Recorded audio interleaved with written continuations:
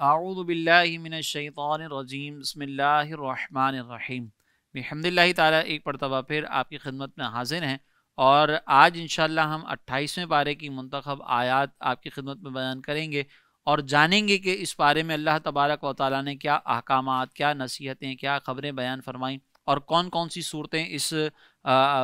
سپارے کے اندر موجود ہیں اور اس کے کیا کیا مضامین ہیں۔ اگر ہم اس سپارے کی پہلی آیت کے بارے میں کلام کریں تو یہ سورہ مجادلہ کی ہی پہلی آیت ہے اور 28ویں پارے کی بھی پہلی آیت ہے، اور اس کی آخری آیت سورہ تحریم کی آیت نمبر 12 ہے۔ اس 28ویں پارے کی پہلی آیت میں اللہ تبارک و تعالیٰ نے ایک خاتون کا ذکر کیا کہ جو نبی کریم علیہ الصلوۃ والسلام کی بارگاہ میں حاضر ہوئیں۔ ان خاتون کا نام حضرت خولہ بنت ثعلبہ ہے، اور وہ سرکار علیہ الصلوۃ والسلام کی بارگاہ میں حاضر ہو کر اپنے شوہر کے متعلق ایک مسئلہ پوچھ رہی تھیں، اور جو مسئلہ جس کے متعلق ابھی حکم نازل نہیں ہوا تھا، تو سرکار علیہ الصلوۃ والسلام نے ان سے یہ فرمایا کہ ابھی اس کے حوالے سے جو مسئلہ تم دریافت کر رہی ہو کوئی حکم نازل نہیں ہوا، لہٰذا ابھی اس کے بارے میں وہی طرز عمل اختیار کیا جائے گا جو اس وقت رائج تھا۔ تو پھر انہوں نے سرکار علیہ الصلوۃ والسلام کی بارگاہ میں التجا کی اور اس کے بارے میں تخفیف کے لیے اظہار کیا، اور جب سرکار علیہ الصلوۃ والسلام نے اس سے منع فرمایا کہ ابھی کوئی حکم نازل نہیں ہوا، تو اللہ کی بارگاہ میں دست سوال دراز کیا کہ یا اللہ، میرے بچے چھوٹے ہیں، اور اگر اس معاملے میں میرے اور میرے شوہر کے درمیان جدائی ہو گئی تو پھر اس صورت کے اندر میرے بچے اگر شوہر کے پاس رہیں گے تو ہلاک ہو جائیں گے۔ اس طرح کی جب انہوں نے گریہ وزاری کی تو نبی کریم علیہ الصلوۃ والسلام پر اللہ تبارک و تعالیٰ نے ان کے مسئلے سے متعلق ایک حکم نازل فرمایا، اور اس حکم کو نازل کرتے ہوئے اللہ تعالیٰ نے ارشاد فرمایا کہ بے شک اللہ نے اس عورت کی بات سن لی جو اپنے شوہر کے معاملے میں آپ سے بحث کر رہی ہے اور اللہ کی بارگاہ میں شکایت کرتی ہے، تو اللہ تعالیٰ تم دونوں کی گفتگو سن رہا ہے، بے شک اللہ خوب سننے والا اور خوب دیکھنے والا ہے۔ یہاں پر جس مسئلے کا ذکر کیا گیا ہے وہ مسئلہ زہار ہے۔ زہار کا مطلب یہ ہوتا ہے کہ کوئی شوہر اپنی زوجہ کے کسی ایسے جز کو کہ جس کا تعلق ستر سے ہو، اس جز کو اپنی محارم کے کسی جز سے تشبیہ دے دے۔ مثال کے طور پر یوں کہے کہ تمہاری پیٹھ جو ہے وہ والدہ کی پیٹھ کی طرح ہے۔ اس طرح کی اگر کوئی گفتگو کرتا ہے تو اس کو زہار کہا جاتا ہے۔ زمانہ جاہلیت کے اندر معاملہ یوں ہوتا تھا کہ اگر کوئی اس طرح کے جملے استعمال کرتا تو پھر عورت اس کے لیے ہمیشہ حرام ہو جاتی تھی۔ اب چونکہ یہاں پر حضرت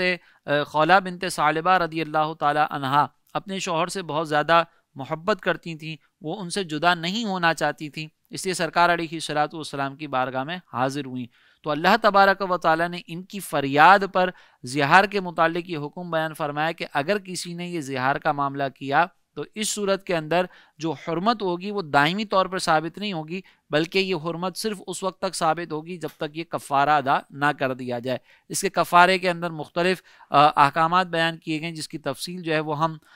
فقہی کتابوں میں پڑھ سکتے ہیں۔ یہاں پر بیان کرنے کا مقصد یہ ہے کہ یہاں اللہ تبارک و تعالیٰ نے زہار کا حکم نازل فرمایا، اور اس زہار کے حکم کی جو وجہ بنی ہے وہ حضرت خولہ بنت ثعلبہ رضی اللہ تعالی عنہا بنی،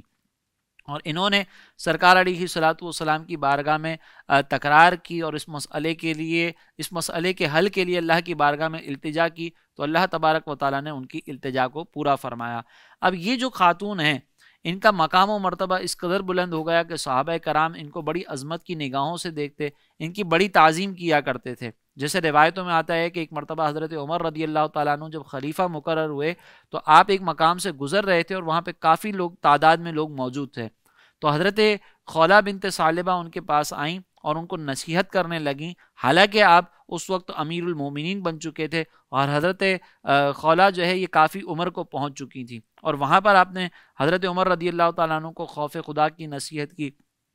اور اپنے معاملات کے اندر عدل وغیرہ کرنے کی نصیحت کی، تو حضرت عمر رضی اللہ تعالیٰ ان کی نصیحت کو سنتے رہے۔ تو جب وقت کافی طویل ہو گیا تو لوگوں نے ان سے کہا کہ آپ امیر المؤمنین ہیں اور آپ ان کی نصیحت کو سن رہے ہیں، تو حضرت عمر رضی اللہ تعالیٰ عنہ نے فرمایا کہ میں اس خاتون کی بات کیوں نہ سنوں کہ جس کی بات تو اللہ تبارک و تعالیٰ نے سن کر احکام کو نازل فرمایا اور جس کی فریاد کو اللہ تعالیٰ نے پورا فرمایا۔ رب تو ان کے کلام کو سنے، رب تو ان کی بات کو پورا کرے، اور عمر ان کے کلام کو نہ سنے۔ خدا کی قسم اگر یہ مجھے صبح تک ادھر کھڑا رکھیں گی تو میں صبح تک ان کی نصیحت کو سنتا رہوں گا۔ اس بات سے پھر حضرت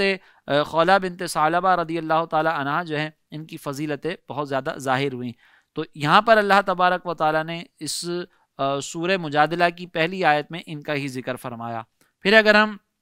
28ویں پارے کی آخری آیت جو کہ سورہ تحریم کی آیت نمبر 12 ہے اس میں دیکھیں تو اللہ تبارک و تعالیٰ نے بی بی مریم رضی اللہ تعالی عنہا کی فضیلت کو ذکر کیا اور آپ کی پاک دامنی کا وہاں پہ بیان کیا گیا۔ چنانچہ ارشاد فرمایا کہ عمران کی بیٹی مریم کو مثال بنا دیا جس نے اپنی پارسائی کے مقام کی حفاظت کی، تو ہم نے اس میں اپنی طرف کی روح پھونکی اور اس نے اپنے رب کی باتوں اور اس کی کتابوں کی تصدیق کی اور وہ فرما برداروں میں سے تھی۔ یہاں حضرت بی بی مریم رضی اللہ تعالی عنہا کی عظمتوں کو بھی ذکر کیا اور حضرت عیسیٰ علیہ السلام کی پیدائش کا جو سلسلہ تھا کہ اللہ تبارک و تعالی نے اپنی طرف سے حضرت بی بی مریم رضی اللہ تعالی عنہا میں ایک روح پھونکی جس سے پھر حضرت عیسیٰ علیہ السلام کی ولادت ہوتی ہے، تو یہاں پر اس چیز کو بیان کیا گیا۔ اگر ہم 28ویں پارے کی ابتدا کو دیکھیں تو جیسے میں نے ذکر کیا کہ اس کی ابتدا سورہ مجادلہ سے ہوتی ہے۔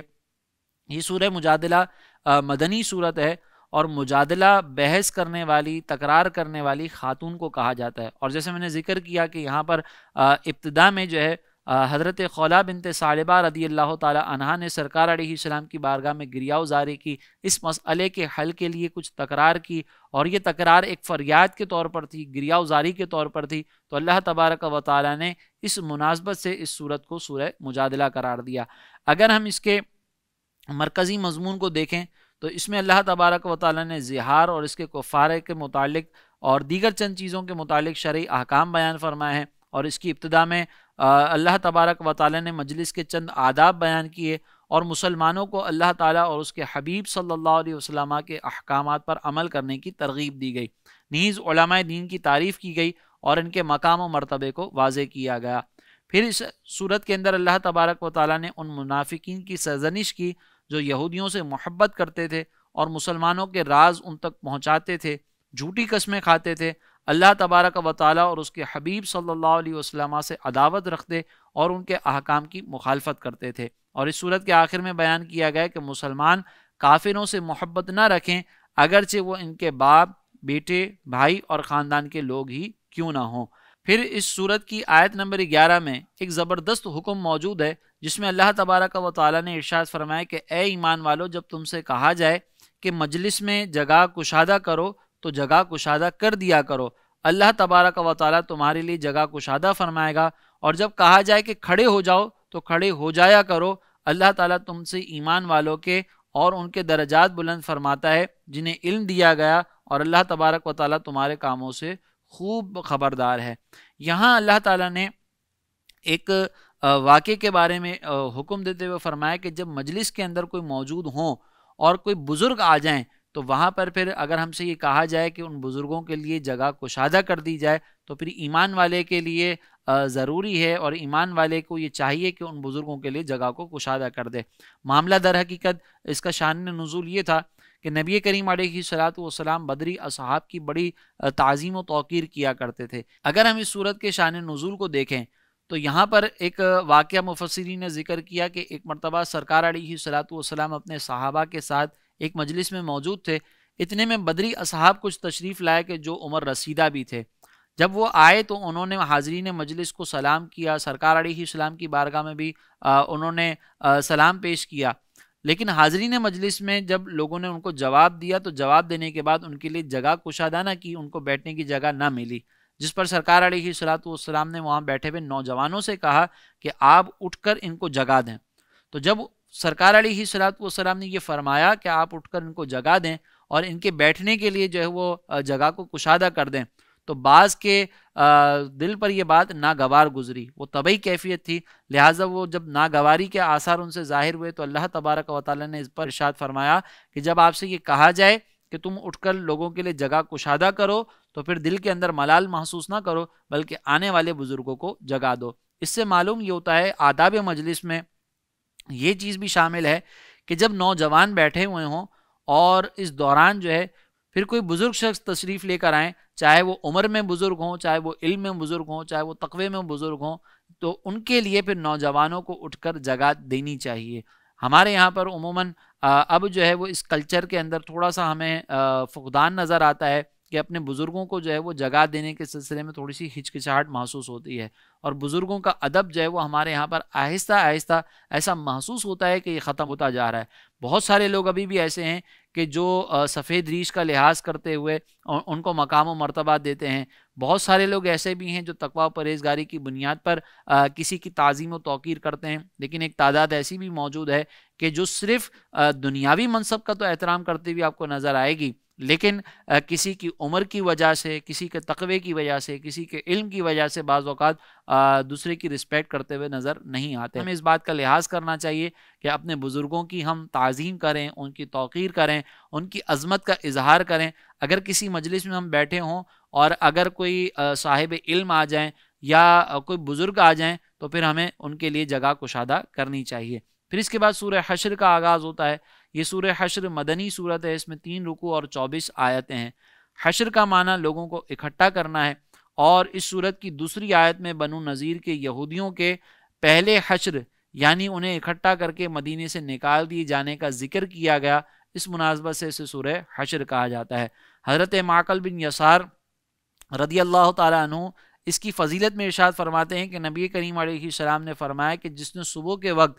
3 مرتبہ اعوذ باللہ السمیع العلیم من الشیطان الرجیم پڑھا اور سورہ حشر کی آخری 3 آیات کی تلاوت کی تو اللہ تعالیٰ 70,000 فرشتے مقرر کر دیتا ہے جو شام تک اس کے لیے دعائے مغفرت کرتے رہتے ہیں، اور اگر اسی دن انتقال کر جائے تو شہید کی موت مرے گا، اور جو شخص شام کے وقت اسے پڑھے گا تو اس کا بھی یہی مرتبہ ہے۔ اگر ہم اس صورت کے مضامین کو دیکھیں تو مرکزی مضمون یہ ہے کہ اس میں بنو نذیر کی یہودیوں کو مدینہ منورہ سے جلا وطن کرنے کے بارے میں بیان کیا گیا، اور مسلمانوں کو چند شرعی احکام بیان کیے گئے۔ اس کے علاوہ اس صورت کی ابتدا میں انسان، حیوان، نباتات، جمادات، الغرض کائنات کی ہر چیز ہر نقص و عیب سے اللہ تبارک و تعالیٰ کی پاکی بیان کرتی ہے، اس کی قدرت و وحدانیت کی گواہی دیتی ہے اور اس کی عظمت کا اقرار کرتی ہے۔ پھر یہ بتایا گیا کہ بنو نذیر کے یہودیوں نے نبی کریم صلی اللہ علیہ وسلم سے کیے ہوئے معاہدے کی خلاف ورزی کی اور آپ صلی اللہ علیہ وسلم کو شہید کرنے کی سازش کی، تو اس کے نتیجے میں انہیں مدینہ منورہ سے جلا وطن کر دیا گیا۔ فے کے مال کے احکام بیان کیے گئے اور مسلمانوں کو حکم دیا گیا کہ رسول کریم صلی اللہ علیہ وسلم انہیں جو کچھ عطا فرمائیں وہ لے لیں، اور جس سے منع فرمائیں اس سے باز رہیں، اور اللہ تبارک و تعالیٰ سے ڈرتے رہیں۔ اللہ تعالیٰ نے مہاجرین اور انصار اور ان کے بعد آنے والے مسلمانوں کی عظمت و شان بیان فرمائی، اور یہ بتایا کہ جو نفس کے لالچ سے بچا لیا گیا تو وہی کامیاب ہے۔ منافقوں کے باطنی خباثت ذکر کی گئی۔ یہ بتایا گیا کہ کس طرح انہوں نے یہودیوں سے ان کی مدد کرنے کے خفیہ وعدے کیے اور کس طرح یہ اپنے وعدوں سے منہ پھیر گئے۔ نیز ان منافقوں کو شیطان سے تشبیہ دی گئی، اور یہ بتایا گیا کہ جس نے شیطان کی باتوں میں آ کر کفر کیا تو وہ اور شیطان دونوں جہنم کی آگ میں ہمیشہ رہیں گے۔ مسلمانوں کو تقوی و پرہیزگاری اختیار کرنے، آخرت کی تیاری کرنے اور سابقہ امتوں کے احوال سے عبرت و نصیحت حاصل کرنے کا حکم دیا گیا، اور یہ بتایا گیا کہ دوزخ والے اور جنت والے برابر نہیں ہیں، جنت والے کامیاب ہی کامیاب ہیں۔ اس صورت کے آخر میں قرآن عظیم کی عظمت کو بیان کیا گیا اور اسے نازل کرنے والے رب تعالیٰ کے عظیم اور جلیل اوصاف اور اس کے اسماء حسنہ بیان کیے گئے۔ پھر اس صورت کی اگر ہم منتخب آیات کو دیکھیں تو سورہ حشر میں اللہ تبارک و تعالیٰ نے ہمیں یہ حکم دیا کہ اے ایمان والو اللہ سے ڈرو اور ہر جان دیکھے کہ اس نے کل کے لیے آگے کیا بھیجا ہے، اور اللہ سے ڈرو، بے شک اللہ تبارک و تعالیٰ تمہارے اعمال سے خوب خبردار ہے۔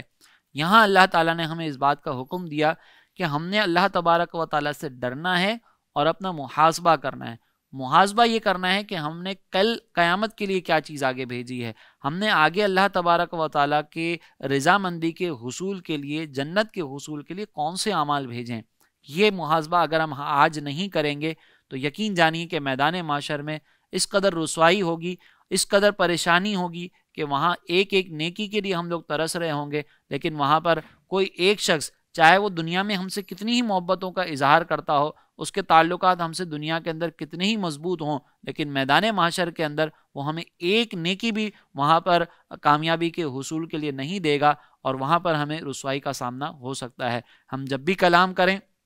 تو ہمیں اس پر غور کرنا چاہیے کہ ہم نے آخرت کے لیے کیا سامان بھیج رہے ہیں. ہم یہ جو کلام کر رہے ہیں ہمارے نامہ اعمال میں لکھا جا رہا ہے، تو کیا یہ نامہ اعمال ہم اللہ تبارک و تعالیٰ کی بارگاہ میں پڑھ سکیں گے؟ کیا یہ نامہ اعمال اللہ کی بارگاہ میں پڑھے جانے کے قابل ہوگا؟ جب اللہ تبارک و تعالیٰ فرمائے گا کہ پڑھو، اور اس نامہ اعمال کے اندر گالیاں موجود ہوں گی، اس نامہ اعمال کے اندر گناہ موجود ہوں گے، تو کیا ہم اللہ کی بارگاہ میں یہ ساری چیزیں بھیج کر اس کا مطالعہ کر سکیں گے؟ یقیناً نہیں کر سکیں گے. تو آج یہ وقت ہے، آج ہمیں یہ جاننا ہے، آج محاسبہ کرنا ہے، آج توبہ کرنی ہے کہ جب ہم اللہ کی بارگاہ میں پہنچیں تو ہمارے سارے گناہ معاف کر دیے گئے ہوں، اور ہمارے جتنے بھی گناہ ہیں اللہ تبارک و تعالیٰ ان کے بدلے ہمیں اجر عطا فرمائے اور ان کو گناہوں کو تبدیل فرما دے. اس کی تمنا ہمیں رکھنی ہوگی. اور آخرت کی تیاری ہمیں ضرور کرنی ہے. دنیاوی اعتبار سے تو ہم فیوچر پلاننگ بہت کر لیتے ہیں کہ 10 سال بعد میرا کاروبار کہاں پر ہوگا، 10-20 سال کے بعد میں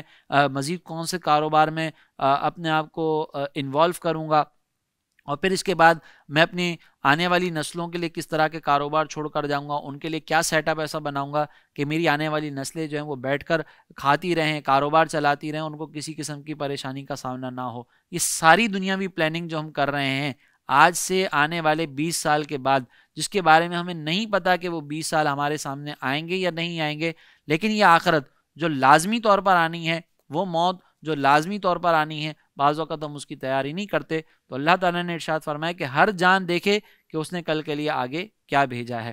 پھر اس کے بعد سورہ ممتحنہ کا آغاز ہوتا ہے. یہ سورہ ممتحنہ مدینہ منورہ میں نازل ہوئی. اس سورت میں 2 رکوع اور 13 آیتیں ہیں. ایک قول یہ ہے کہ اس سورت کا نام سورہ ممتحنہ ہے. اگر ہم اس قول کو اختیار کریں تو اب معنی یہ ہوگا کہ عورتوں کا امتحان لینے والی سورت، اور ایک قول کے مطابق اس سورت کو سورہ ممتحنہ کہا جاتا ہے. یعنی پہلا قول تھا سورہ ممتحنہ ہا کے زیر کے ساتھ، اور دوسرا قول ہے سورہ ممتحنہ ہا کے زبر کے ساتھ. تو پھر اس صورتوں میں ان عورتوں کا ذکر ہے کہ جن کا امتحان لیا گیا. اور چونکہ اس صورت کی آیت نمبر 10 میں اللہ تبارک و تعالیٰ نے لفظ ممتحنہ سے اخذ کیے جانے والے ایک صیغے کو بیان فرمایا ہے، اس مناسبت سے اس کو سورہ ممتحنہ کہا جاتا ہے. اگر ہم اس کے مرکزی مضمون کو دیکھیں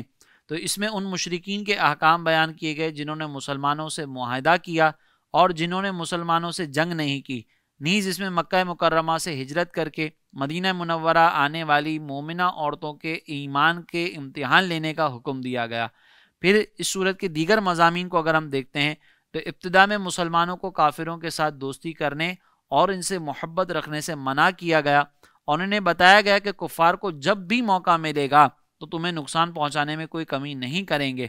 اور یہ بھی بتایا گیا کہ قیامت کے دن کافر اولاد، کافر رشتہ دار کوئی فائدہ نہیں دیں گے، بلکہ اس دن ایمان اور نیک اعمال کام آئیں گے، لہٰذا اس کا لحاظ کرنا چاہیے. پھر اس کی مثال کے طور پر حضرت ابراہیم علیہ السلام اور ان کے ساتھیوں کی سیرت بیان کی گئی کہ کس طرح انہوں نے اپنے مشرک قوم سے بیزاری کا اظہار کیا تاکہ مسلمان حضرت ابراہیم علیہ السلام کی سیرت کو اپنے لیے مشعل راہ بنائیں. یہودیوں اور مشرکوں سے تعلقات کے بارے میں اصول بیان کیے گئے، اور مدینہ منورہ ہجرت کر کے پہنچنے والی مومنہ عورتوں کا امتحان لینے کا حکم دیا گیا، اور ان کے بارے میں پھر شرعی حکم بھی ذکر کیا گیا. اس صورت کے آخر میں مسلمانوں کو یہودیوں کے ساتھ دوستی کرنے سے واضح طور پر منع کر دیا گیا. اب اگر ہم اس کے اندر ایک حکم کو دیکھیں سورہ ممتحنہ کی آیت نمبر 8 اور 9 میں، تو اللہ تبارک و تعالیٰ نے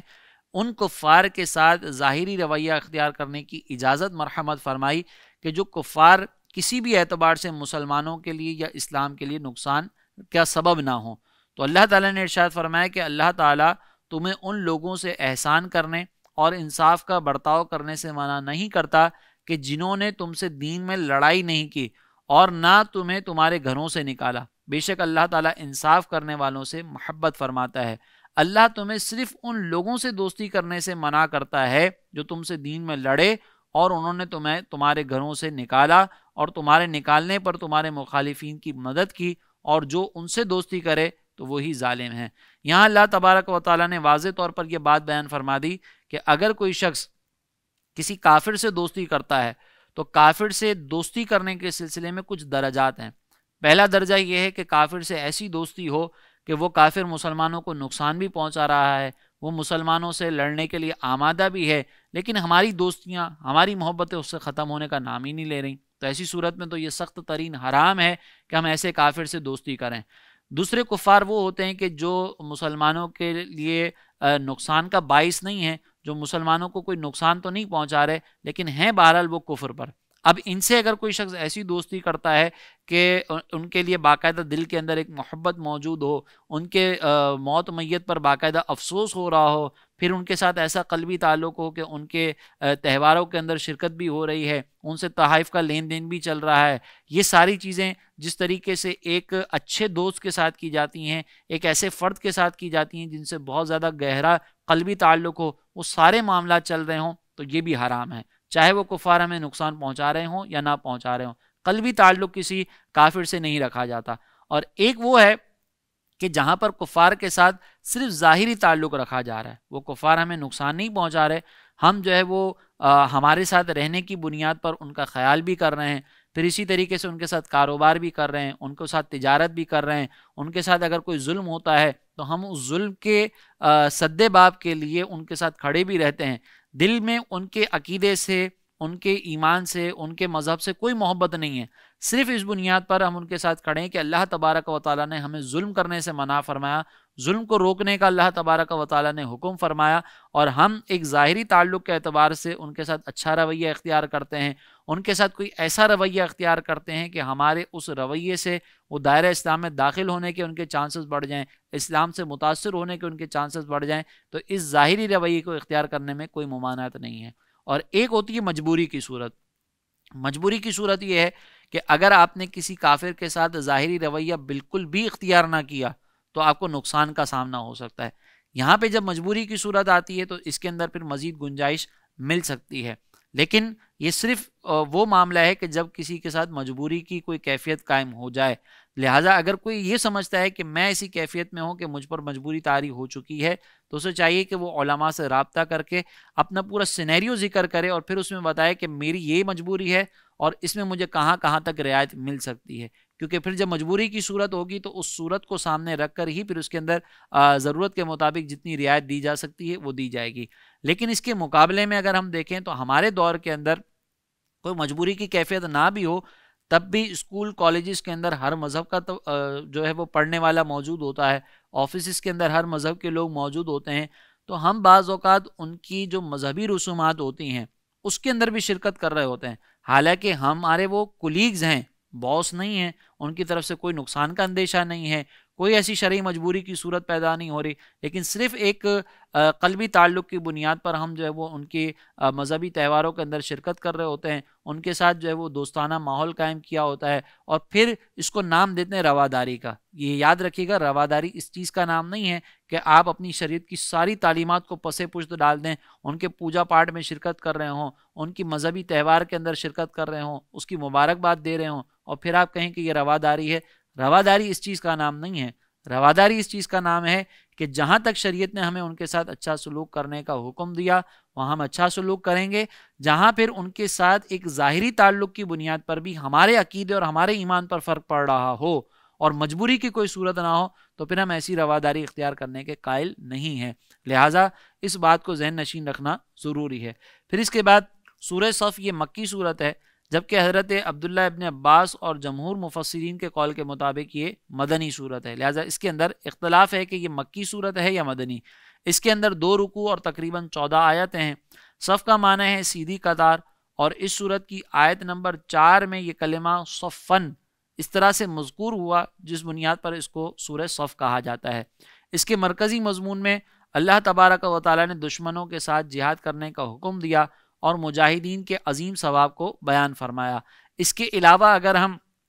دیگر مضامین کو دیکھیں تو اس صورت کی ابتدا میں اللہ تبارک و تعالیٰ کی تسبیح اور تقدیس بیان کی گئی۔ مسلمانوں کو یہ حکم دیا گیا کہ وہ بات نہ کہیں جو خود نہیں کرتے، یعنی اگر آپ کسی کو تبلیغ کر رہے ہیں تو تبلیغ کرتے کرتے خود بھی ان چیزوں پر عمل کرنا ضروری ہے۔ یہ بتایا گیا کہ جو لوگ اللہ تعالیٰ کی راہ میں اس طرح صف باندھ کر لڑتے ہیں کہ گویا وہ سیسا پلائی ہوئی دیوار ہیں، تو اللہ تبارک و تعالیٰ ان مجاہدین سے محبت فرماتا ہے۔ اللہ تعالیٰ اور اس کے رسول کی نافرمانی کرنے اور دین میں تفرقہ بازی کرنے سے منع کیا گیا اور بتایا گیا کہ یہ تفرقہ یہودیوں اور عیسائیوں کا طریقہ ہے۔ مسلمانوں کو یہ بشارت دی گئی کہ اللہ تبارک و تعالیٰ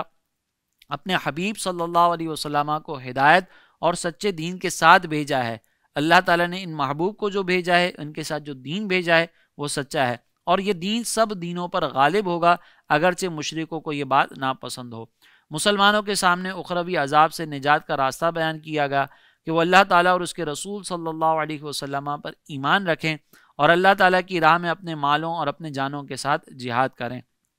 اس صورت کے آخر میں مسلمانوں کو اللہ تعالیٰ کے دین کا مددگار بننے کا حکم دیا گیا اور ان کے سامنے حضرت عیسیٰ علیہ السلام اور ان کے حواریوں کی مثالیں بیان کی گئیں۔ پھر اللہ تعالیٰ نے اس صورت کی آیت نمبر 8 میں، یعنی سورہ صف آیت نمبر 8 میں ایک خبر دیتے ہوئے فرمایا کہ وہ چاہتے ہیں کہ اللہ کا نور اپنے منہ سے بجھا دیں، اور اللہ اپنے نور کو مکمل کرنے والا ہے اگرچہ کافروں کو ناپسند ہو۔ اس میں اس بات کی طرف اشارہ ہے کہ ہر دور کے اندر کفار کی جانب سے مسلمانوں کو اور اسلام کو دبانے کی کوشش کی جاتی رہے گی۔ وقتی طور پر ان کو یہ بھی محسوس ہو سکتا ہے کہ ہم جو ہے وہ مسلمانوں پر غالب آ گئے ہیں، اسلام جو ہے وہ دب گیا ہے، لوگ اسلام کو چھوڑ رہے ہیں معاذ اللہ، اس طرح کے وساوس ان کے ذہن میں ہو سکتا ہے وقتی طور پر آ رہے ہوں۔ لیکن یہ یاد رکھیں کہ یہ ان کی طرف سے اپنے منہ سے پھونک مار کر کسی دیا کو بجھانے کی یا کسی بہت بڑے چراغ کو بجھانے کی کوشش ہے، اور یقین کریں کہ جب اگر بہت بڑا کوئی روشن لاوا ہو، کوئی بہت بڑی آگ جل رہی ہو اور اس کو پھونکے مار مار کر بجھانے کی کوشش کی جائے تو یہ پھونکے مارنے والا جتنی بھی محنت کر لے اس کو کوئی فائدہ نہیں نکلتا۔ اسی لیے اللہ تعالیٰ نے فرمایا کہ یہ چاہتے ہیں کہ اللہ کے نور کو اپنے منہ سے بجھا دیں۔ اب وہ اللہ تعالیٰ کا جو نور ہے، جو اسلام ہے، وہ کوئی معمولی چراغ یا معمولی دیا نہیں ہے کہ ایک پھونک سے بجھ جائے، بلکہ یہ تو وہ دین ہے، بلکہ یہ تو وہ اللہ تبارک و تعالیٰ کا آفاقی پیغام ہے کہ جو ساری کائنات میں، ساری دنیا میں پھیلا ہوا ہے، جو اس پر عمل کرتا ہے وہ ترقی پاتا ہے۔ تو اللہ تبارک و تعالیٰ نے فرمایا کہ جو یہ کوششیں کرتے رہیں، آخر میں ہونا یہی ہے کہ اسلام غالب آ کر رہے گا، مسلمانوں کا ہی غلبہ ہوگا، دین کا ہی پیغام عام ہوگا۔ لہٰذا ہمارے وہ مسلمان بھائی جو بعض اوقات آنے والے فتنوں کی وجہ سے بہت زیادہ ٹینشن کے اندر مبتلا ہو جاتے ہیں اور وہ اس پریشانی کے عالم میں بہت زیادہ شدت اختیار کر لیتے ہیں، بیماری میں مبتلا ہو جاتے ہیں کہ بہت سارے فتنے ہو چکے ہیں، بہت سارے لوگ جو ہے وہ گمراہ ہوتے چلے جا رہے ہیں، اب دین کا کیا ہوگا، اب اسلام کا کیا ہوگا، اور بعض اوقات اس پریشانی کو اپنے اوپر اتنا غالب کر لیتے ہیں کہ صرف اس پریشانی کے اندر مبتلا رہتے ہیں اور دین کا کوئی کام نہیں کر پاتے۔ لہٰذا ایسی پریشانی ایک مسلمان کا شیوا نہیں ہے۔ مسلمان کو امید رکھنی چاہیے کہ جب اللہ تعالیٰ نے وعدہ فرمایا کہ مسلمان ہی غالب ہو کر رہیں گے، اسلام کا پیغام ہی عام ہو کر رہے گا، تو پرعزم ہو کر، ٹھیک ہے آپ کو یہ فکر ہونی چاہیے کہ آج کل فتنے بہت پھیلے ہیں، لیکن اس کا مطلب یہ نہیں ہے کہ فتنے اگر پھیل گئے تو میں پریشان ہو کر اس کو اپنے سر پر حاوی کر کے اپنی ساری صلاحیتیں ضائع کر کے سائیڈ میں بیٹھ جاؤں اور یہی ٹینشن لیتا رہوں، بلکہ اس ٹینشن کا نتیجہ یہ ہونا چاہیے کہ میں بڑھ چڑھ کر دین کا کام کروں، اپنی ساری صلاحیتوں کا استعمال کروں، جتنی ذہانت ہے وہ سب دین کے لیے میں خرچ کروں، اور پھر اس کے بعد میں دین کے کام کے لیے آگے سے آگے بڑھتا چلا جاؤں، تو پھر یہ کمال ہے۔ اور اللہ تبارک و تعالیٰ کے وعدے پر ایک امید کا نظر آنا ہے کہ اللہ تعالیٰ نے جو وعدہ فرمایا ہے وہ ضرور انشاءاللہ پورا ہو کر رہے گا، اور اگر ہم سائیڈ میں بیٹھ جائیں گے تو پھر یہ ایک نا امیدی والی کیفیت ہے جو کہ مناسب نہیں۔ پھر اس کے بعد سورہ جمعہ کا آغاز ہوتا ہے۔ یہ سورت مدنی سورت ہے، اس میں 2 رکوع اور 11 آیتیں ہیں۔ 7 دنوں میں سے ایک دن کا نام ہم جانتے ہیں کہ جمعہ ہے، اور اس سورت کے اندر اللہ تبارک و تعالیٰ نے چونکہ نماز جمعہ سے متعلق احکام بیان فرمائے، لہٰذا اس مناسبت سے اس کو سورہ جمعہ کہا جاتا ہے۔ حضرت عبداللہ ابن عباس رضی اللہ تعالیٰ عنہ فرماتے ہیں کہ نبی کریم علیہ الصلاۃ والسلام جمعے کی نماز میں سورہ جمعہ اور سورہ منافقون کی تلاوت فرماتے تھے۔ اگر ہم اس سورت کا مرکزی مضمون دیکھیں تو اس کے مرکزی مضمون میں نماز جمعہ کے متعلق احکام بیان کیے گئے ہیں۔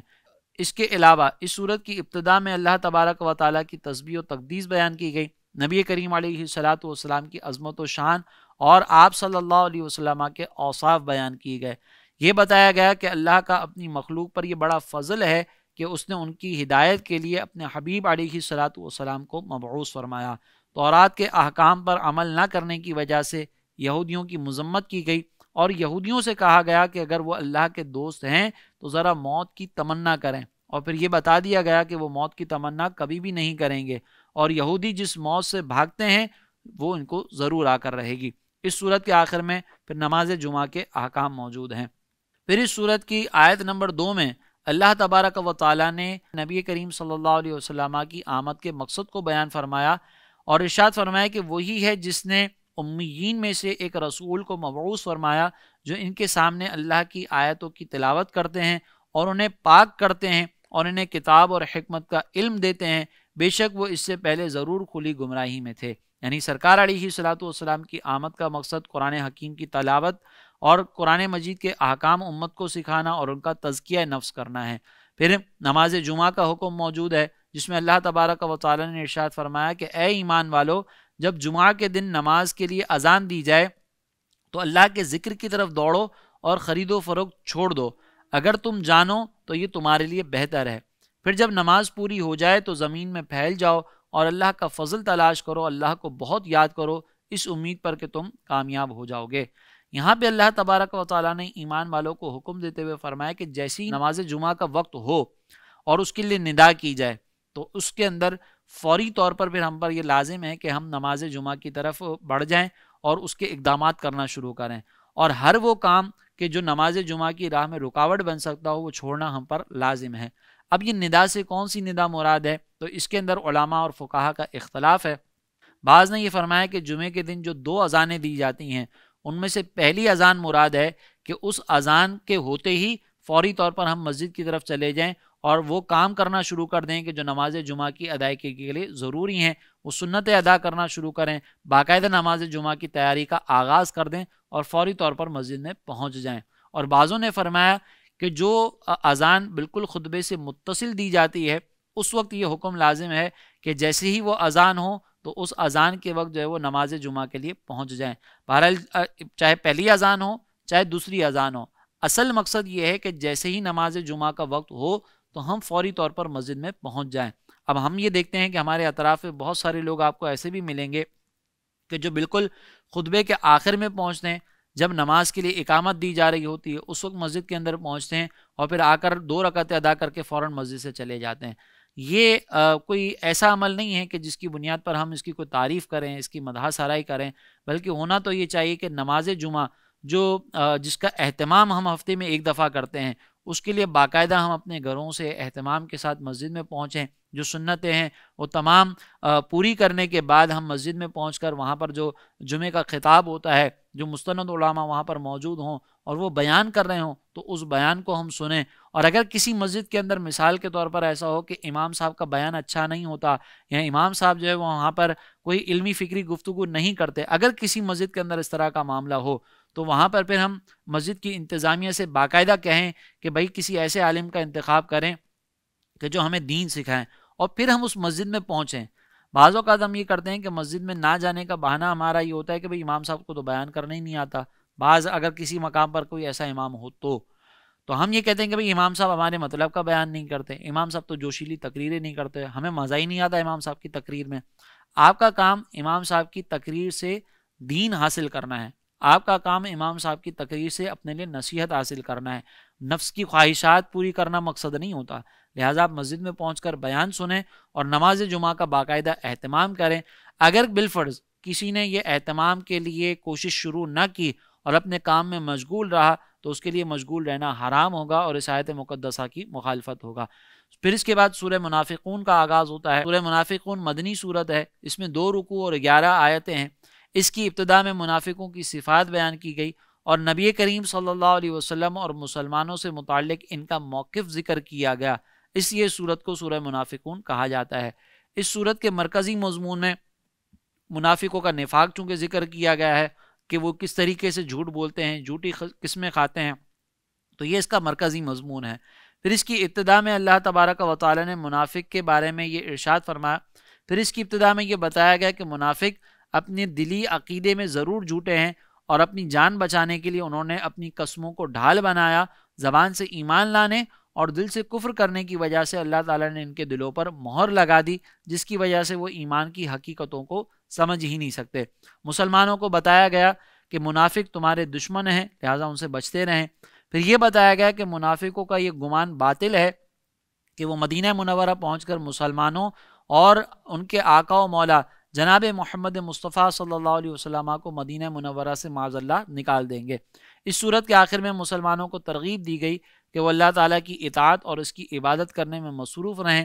اندرونی بیرونی دشمنوں سے مقابلے کے لیے اللہ کی راہ میں مال خرچ کریں اور اس میں ہرگز دیر نہ کریں کیونکہ موت کا وقت کسی کو معلوم نہیں ہوتا۔ پھر سورہ تغابن کا آغاز ہوتا ہے۔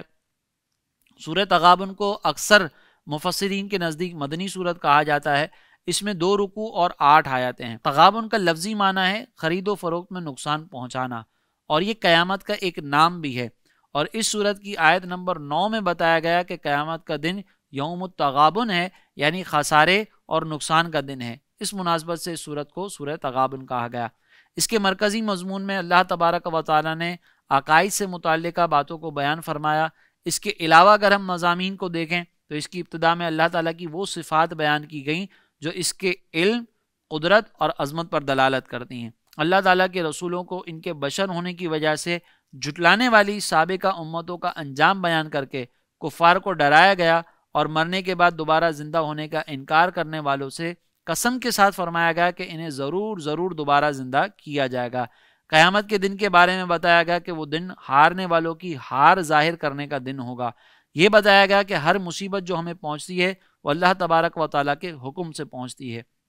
یہ خبر دی گئی کہ تمہاری بیویوں، تمہاری اولاد میں سے وہ تمہارے دشمن ہیں جو اللہ تعالیٰ کی اطاعت سے روکتے ہیں، تو پھر ان سے بھی احتیاط کرو۔ سورت کے آخر میں تقوی و پرہیزگاری اختیار کرنے، اللہ تعالیٰ کے دین کی سربلندی کے لیے اس کی راہ میں مال خرچ کرنے، بخل اور لالچ سے بچنے کا حکم دیا گیا، اور اللہ کے دین کی سربلندی کی خاطر اپنا مال خرچ کرنے والے نیک لوگوں کو دگنے اجر کی بشارت دی گئی۔ پھر سورہ طلاق کا آغاز ہوتا ہے۔ سورہ طلاق مدنی سورت ہے۔ اس میں 2 رکوع اور 12 آیتیں ہیں۔ نکاح سے عورت شوہر کی پابندی سے باہر ہو جاتی ہے، اور اس پابندی کو اٹھا دینے کا نام طلاق ہے۔ اور چونکہ اس صورت میں طلاق اور اس کے بعد عدت کے جو احکامات ہیں وہ ذکر کیے گئے، لہٰذا اس مناسبت سے اس کو سورہ طلاق کہا جاتا ہے۔ اس کے مضامین کو اگر ہم دیکھیں تو مرکزی مضمون میں وہ احکام بیان کیے گئے کہ جن کا تعلق زوجین کی ازدواجی زندگی کے ساتھ ہے۔ اس کے علاوہ ابتدائی صورت میں اللہ تبارک و تعالیٰ نے طلاق دینے کا صحیح طریقہ، عدت اور رجوع کے مسائل بیان فرمائے کہ اگر عورت کو طلاق دینی ہو تو پاکی کے دنوں میں اسے طلاق دی جائے، عورت شوہر کے گھر میں اپنی عدت پوری کرے۔ اگر 1 یا 2 طلاقیں دی ہیں تو عدت پوری ہونے سے پہلے بھلائی کے ساتھ عورت سے رجوع کر لیا جائے یا اسے چھوڑ دیا جائے، اور اگر رجوع کیا جائے تو اس رجوع پر لوگوں کو گواہ بنا لیا جائے، یعنی 2 مرد ہوں یا 2 عورتیں اور 1 مرد ہو۔ یہ بتایا گیا کہ وہ عورت جسے بچپنے یا بڑھاپے کی وجہ سے ایام نہ آتے ہوں تو ان کی عدت 3 مہینے، اور جو عورت حاملہ ہو تو اس کی عدت بچہ پیدا ہونے تک ہے۔ شوہر کو حکم دیا گیا کہ وہ عدت ختم ہونے تک اپنی حیثیت کے مطابق عورت کو رہائش اور خرچ مہیا کرے، اور اگر بچے کو دودھ پلانے کی اجرت دینی پڑے تو وہ اجرت دینا بھی شوہر پر لازم ہے۔ اس صورت کے آخر میں اللہ تعالیٰ کے احکام کی مخالفت کرنے والی قوموں پر نازل ہونے والے عذابات کا ذکر کر کے شرعی احکام کی مخالفت کرنے سے ڈرایا گیا۔ نبی کریم صلی اللہ علیہ وسلم کی تشریف آوری کی حکمت بیان کی گئی، اور اللہ تعالیٰ کی قدرت اور اس کے علم کے بارے میں بیان کیا گیا۔ پھر اس پارے کی جو آخری صورت ہے سورۃ التحریم، اس کا آغاز ہوتا ہے۔ یہ مدنی صورت ہے۔ اس میں 2 رکوع اور 12 آیتیں ہیں۔ تحریم کا معنی کسی چیز کو حرام ٹھہرانا، اور اس صورت کا یہ نام اس کی پہلی آیت میں آنے والے کلمہ لما تحرموا سے ماخوذ ہے، لہٰذا اس مناسبت سے اس کو سورہ تحریم کہا جاتا ہے۔ اس کے مرکزی مضمون میں جو احکام بیان کیے گئے وہ دراصل ان کا تعلق نبی کریم صلی اللہ علیہ وسلم کی اپنی ازواج مطہرات کے ساتھ بعض واقعات سے ہے۔ اس صورت کا مرکزی مضمون یہ ہے، اس صورت کے مرکزی مضمون میں اللہ تبارک و تعالیٰ نے وہ احکام بیان فرمائے کہ جن کا تعلق تاجدار رسالت صلی اللہ علیہ وسلم کے اپنی ازواج مطہرات کے ساتھ بعض واقعات سے ہے، جس کی تفصیل کچھ اس طریقے سے ہے کہ نبی کریم علیہ الصلوۃ والسلام نے ازواج مطہرات کی خوشی کے لیے شہد اور حضرت ماریہ قبطیہ رضی اللہ تعالی عنہا کو اپنے اوپر حرام فرما لیا تھا۔ تو اللہ تبارک و تعالیٰ نے انتہائی لطف کے ساتھ سرکار علیہ الصلوۃ والسلام کو اس سے منع فرمایا کہ آپ اپنے اوپر ان چیزوں کو حرام نہ ٹھہرائیں۔ آپ کی یہ شان نہیں کہ آپ کسی کی رضا تلاش کریں، بلکہ یہ ازواج مطہرات کی